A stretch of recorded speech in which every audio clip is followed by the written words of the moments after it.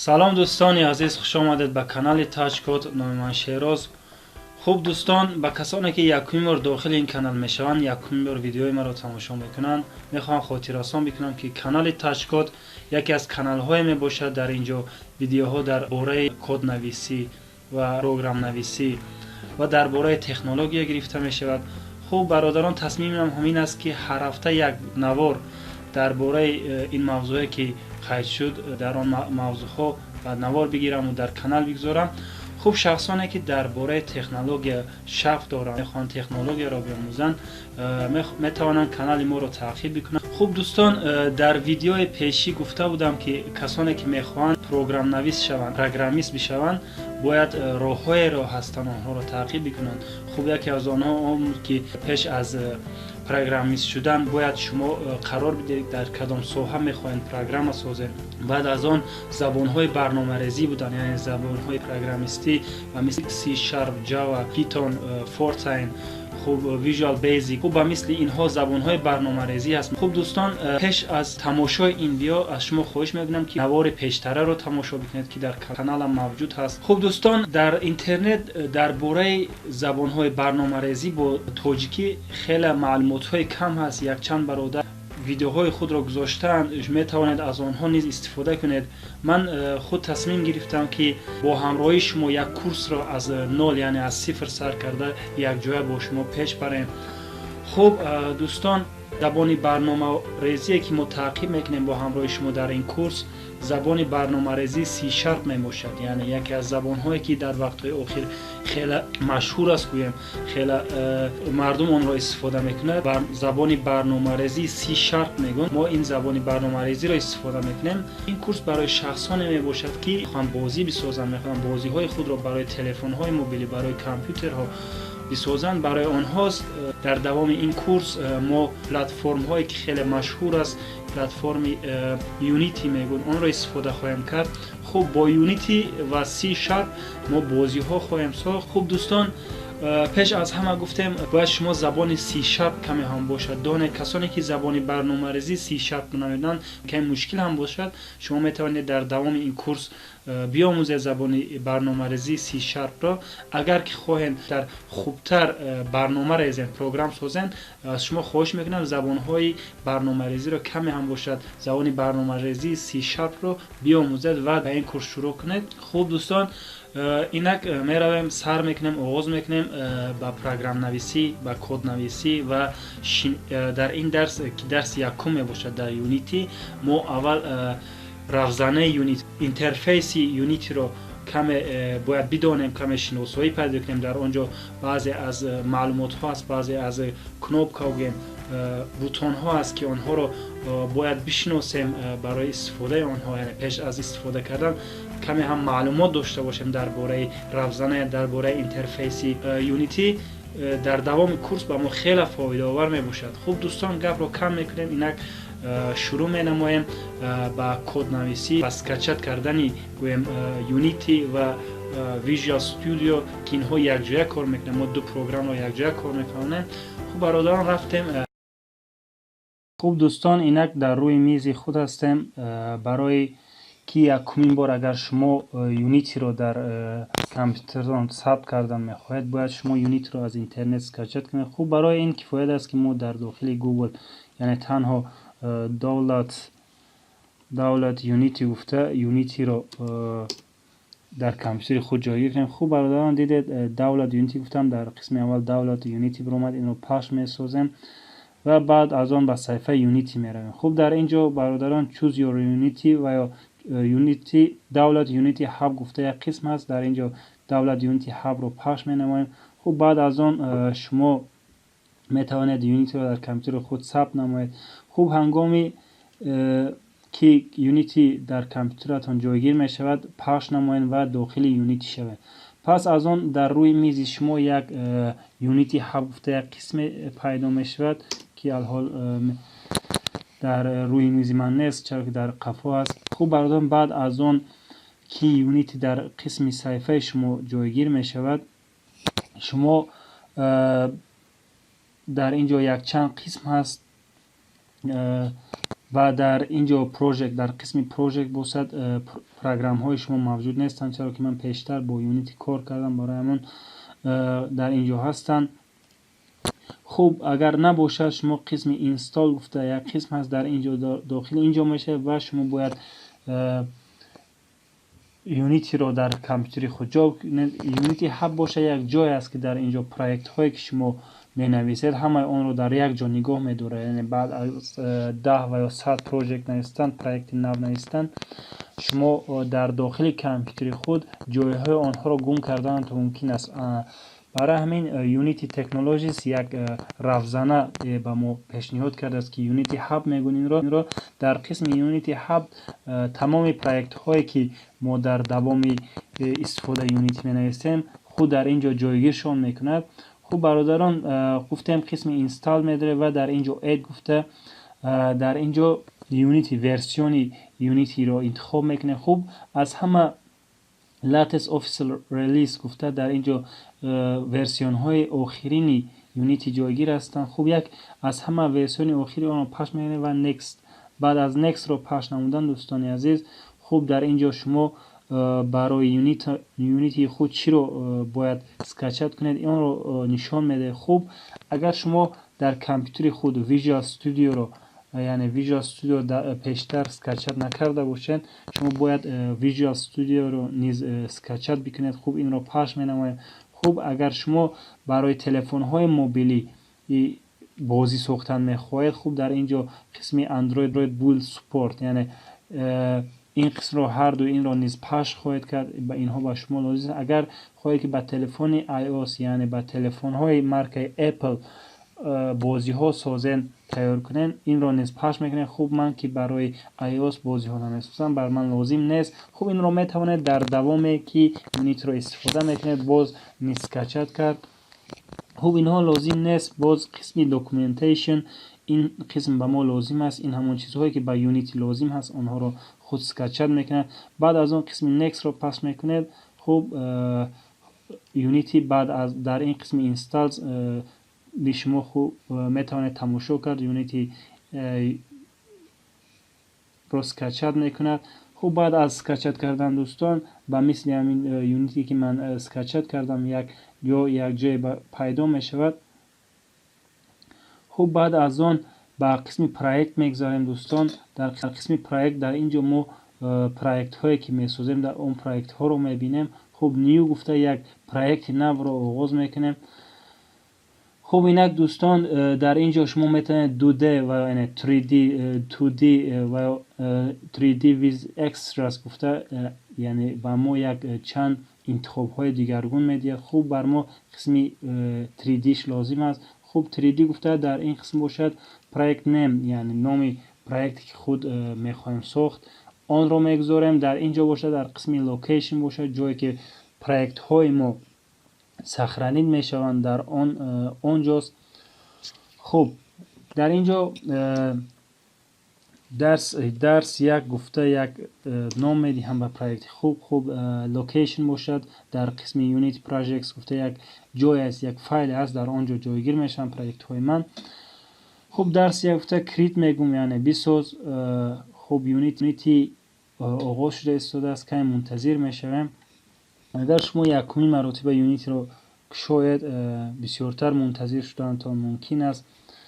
خوب برادران یونیتی در وقتهای اخیر یکی از پلتفرم های می باشد که در تمام دنیا استفاده کرده می شود، هم برای فرما و هم برای شخص ها. یعنی شما اگر دانشجو باشید و شما در یگان فرمای کلان کار نمی کرده باشید، شما می توانید یونیتی بسپلت یعنی به پول رو استفاده کرد، چرا که یونیتی برای استودنت ها یعنی برای دانشجوها، برای کسانی که تنها کار میکنن برای آنها و برای فرما حتی طرز به پولش موجود است. اگر شما یونیتی پرو رو اگر خواهید کم قیمت تر است یعنی آن رو میتوان میگیرید. برای یونیتی پرو ما یگان لازمه نداریم، چرا که یونیتی پرو برای فرما های کلانتر در کار است. ما با یونیتی با طرز به پولش که برای استودنت ها است کفایت میکنیم. خب هنگامی که یکمین بار اگر شما یونیتی رو میکشید چونین شکلش رو میبینید. خوب یکمین بار اگر شما یونیتی رو کشیدید یک رافزانه به مثل همین رافزانه که الحال دیده استید روی میز شما میبراید. خب در اینجا اگر شما یکم بار کشیده استوده باشید بعضی از جای‌های هست که شما یکمین بار درباره اینها معلومات نداره. خب ما یک چند تا اینها رو در دوام این درس خواهیم دید. باز در درس های آینده و در دوام درس ها بسیارتر درباره اینها معلومات خواهیم پیدا کرد. خب دوستان در یکمین قسمی فایل می باشد. در اینجا نیو سکن گفته یک رافزانه نو شدن ممکن است. خب اوپن سکن گفته یگان رافزانه که شما پیشتر در کامپیوتر یعنی یگان پروژکتی که پیشتر در کامپیوتر خود سخرانی کرده بوده آن رو می توانید کشید.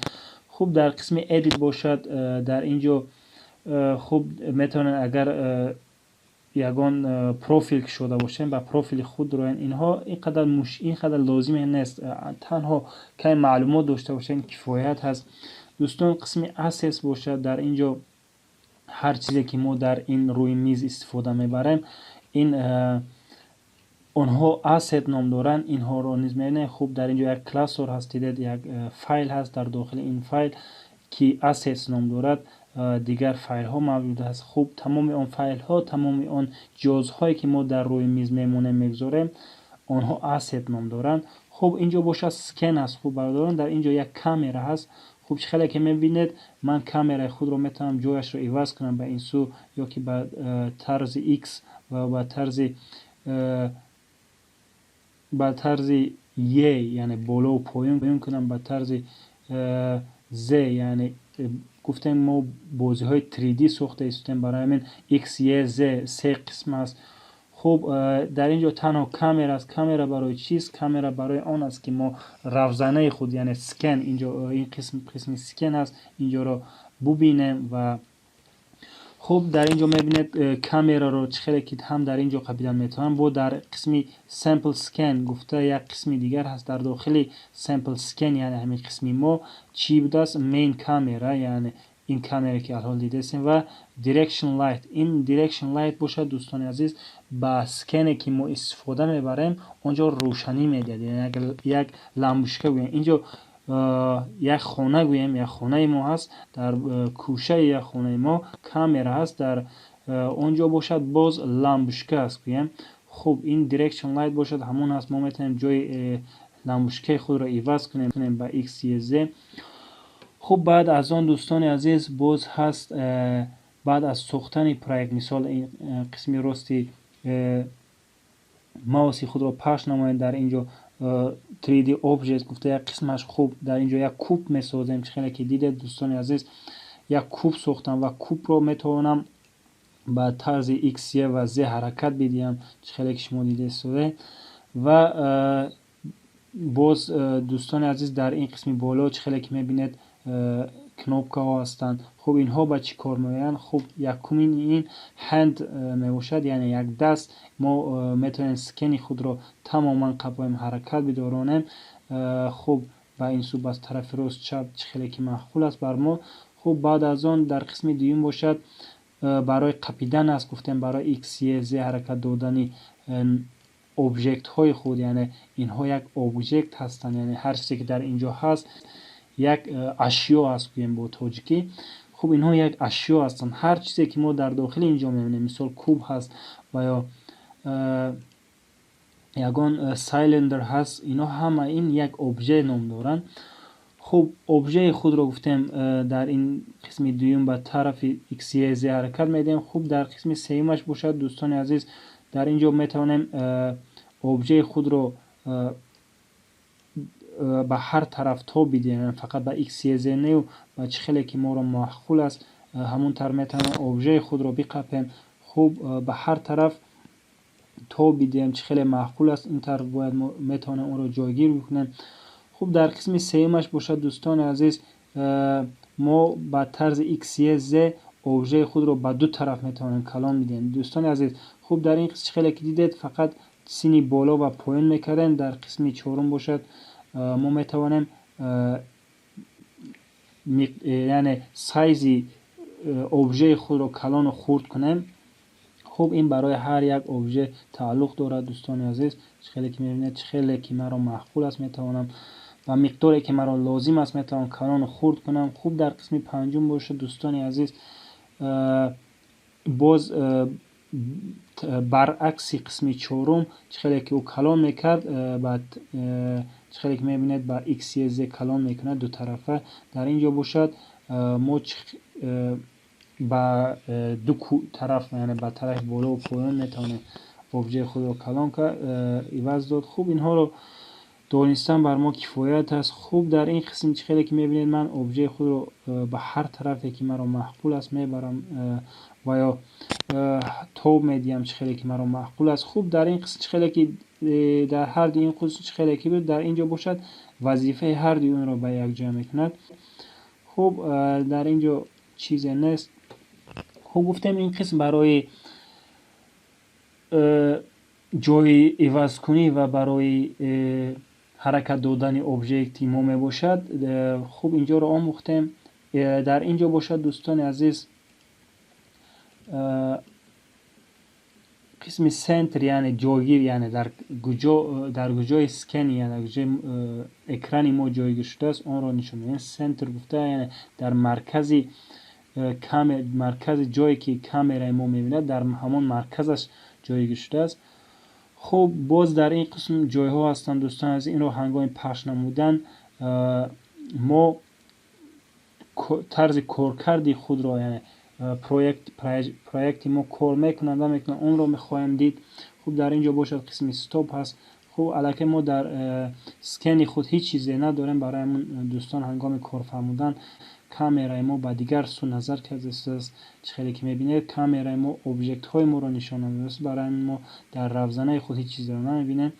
خب استاپ میگیم دوستان عزیز. کلاپس هست اینجا اینترنت میخواد. خوب اکانت در اینجا گفتیم شما میتوانید با اکانت خود یعنی با پروفیل خود رو. خوب قسم لایرز هست دوستان عزیز در اینجا. خوب دوستان شما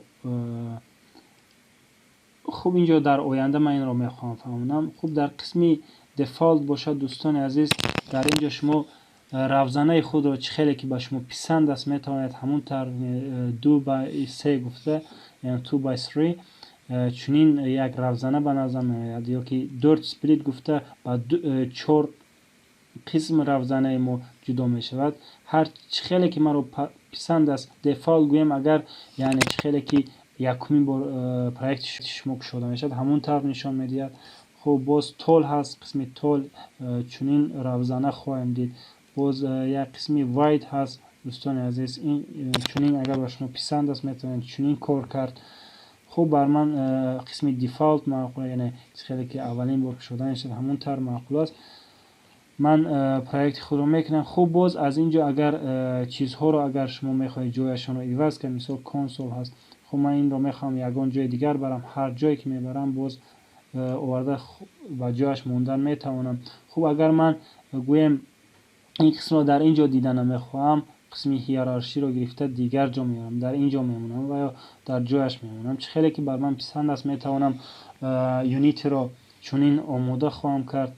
خب در قسم اینسپکتور باشد دوستان عزیز خاصیت های ابژه خود رو دیدن ممکن است. یعنی دوستان اگر من همین ابژکتی خود رو چه که میبینید در اینجا ابژکت های ما هستن اگر من سایلندر خود رو هنگام پخش نمودن چه که میبینید در اینجا خاصیت های او رو دیدن ممکن است. یعنی پوزیشن با طرز x در کجا جایگیر شده است در کجای رفزنه من جایگیر شده است آنها رو دیدن ممکنه. روتیشن یعنی با کدام طرف بسیار تو خورده است خیلی هنگام حرکت دادن من قسمی روتیشن به حرکت در آمد. خوب پوزیشن باشد هنگامی با پایان با ایکس ی زد حرکت دادن من پوزیشنی پروژکت من خواهد عوض یافت.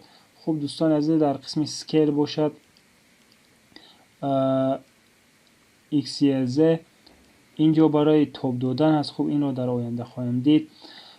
باز هست سایلندر مش باز و سایزی ابژکتی ما خوب در اینجا بسیار معلومات ها هست. خوب اینها را گفتیم در درس های آینده خواهیم استفاده کرد. دوستان عزیز، در قسم assets فایل های ما جایگیر است. میتونیم داخل این فایل شیم و در داخل این فایل simple scan یعنی همین روزانه ماست.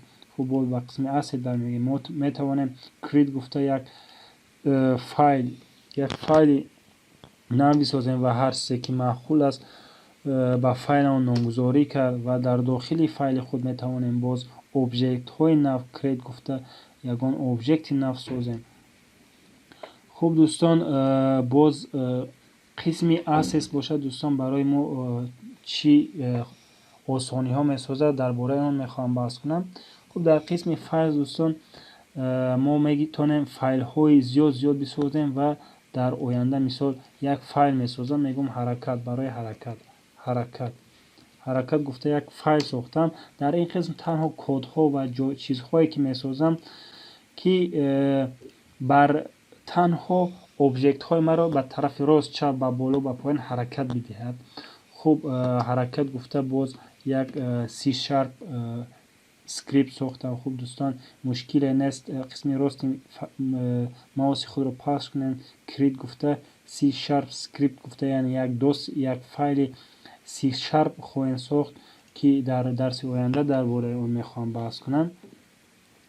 خوب اینک دوستان کنسول باشد یک جای هست ما میتوانیم هنگامی کار فرموندن پروژه در اینجا نتیجه های پروژه خود را بینیم در قسم کنسول. این رو نیز در درس های آینده خواهیم دید. خوب باز در اینجا در قسم اسید پاپکه ها یعنی فایل های ما هست، باز پکیج هست در اینجا پاکت ها هست. خوب اینها رو نیز میبینیم. خوب در قسم اسید استور باشه دوستان عزیز شما رو یک به مارکت یعنی به مغازه یونیتی روان میکنه. در آنجا میتوانید بعضی از پروژه ها خرید و به طرز بی پول آنها را در کامپیوتر خود در یونیتی خود جایگیر کرد. خوب اینترنت الحال با این در این قسم رو برای کار فهمیدن به شما اینترنت لازم است. چه که برادر میبینید یونیتی اسید استور یعنی مغازه یونیتی اسید یونیتی ما رو به اینجا روان کرد و در اینجا میتونه هر چیزی که بر ما لازم هست ما را اسکچ بکنیم. مثال گویم خوب چه که میبینید اگر یک آدم به ما لازم است ما میتوانیم اینجا پخش بکنیم و در اینجا آدم یعنی یک خاراکتر برای بازی خود خریم. مثال اینا رو چه که میبینید با پول است $4 قریب $5 50% باز اسکیدکه است.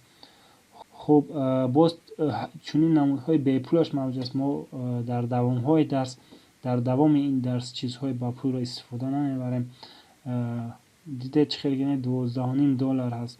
اگر شما گوید که من یک خاراکتری خریدنی هستم میتونید اینو بخرید. اگر شما نه من خریدن نمیخوام من خود ساختن میخوام گوین باز هست با مثل بلندر و دیگر پروگرام ها شما در آنجا میتونید خاراکترهای خود را سازید. خوب این است درس امروزه ما دوستان عزیز. باز قسم سکن گفته با قسم سکن خود برمیگردیم. خوب در این درس گفتیم دوستان با اینترفیس یونیتی شناسایی پیدا میکنیم. خوب اینک شما الک یونیتی رو دیدید و یکمین پروژه خود رو در یونیتی کشیدید و در درس های آینده خواهیم دوام داد. درس های یونیتی رو و با کد نویسی خواهیم شروع کرد و به حرکت دادن نسنه های خود شروع کرد.